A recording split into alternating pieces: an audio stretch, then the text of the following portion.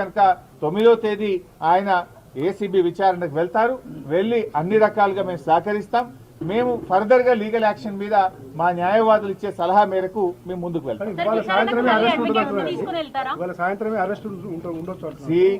ఏముంటది అంటే దానికి ఏం భయపడతాం. ఇవాళ చేస్తాడా, రేపు చేస్తాడా, ఈ అక్రమ అరెస్టులకు మేము భయపెట్టోళ్ళం కాదు. ఇదేం మాకు కొత్త కాదు కదా. సమైక్య రాష్ట్రంలో తెలంగాణ ఉద్యమంలో ఆంధ్ర పాలకుల మీద చిచ్చర పిడుగులాగా పోరాడినటువంటి చరిత్ర బీఆర్ఎస్ పార్టీకి ఉన్నది. గతంలోనే మేము అరెస్ట్ అయినాం. తెలంగాణ కోసం పోరాటంలో కేటీఆర్ గారు అరెస్ట్ అయ్యి వరంగల్ జైల్లో పడ్డారు. మా నాయకులందరూ కూడా అరెస్ట్ అయ్యి జైళ్లలో పడ్డారు. ఏం జరిగింది? తెలంగాణ రాష్ట్రం వచ్చింది. ఈ రాష్ట్రానికి మేలు జరిగింది. ఇవాళ రేవంత్ రెడ్డి గారు మీరు అన్నట్టు ఇవాళ అరెస్ట్ చేస్తారా, రేపు అరెస్ట్ ఆయన ఇష్టం, చేస్తే చేయని. ఇది అక్రమ అరెస్టు. మాకు న్యాయస్థానం మీద నమ్మకం ఉంది. దానికి మేము భయపడం. తప్పకుండా లీగల్గా ముందుకు పోతాం. 9వ తేదీ వాళ్ళు నోటీస్ ఇచ్చారు. డెఫినెట్గా 9th నాడు కేటీఆర్ గారు మేము హాజరవుతాం. మొన్న కూడా హాజరయ్యారు కదా.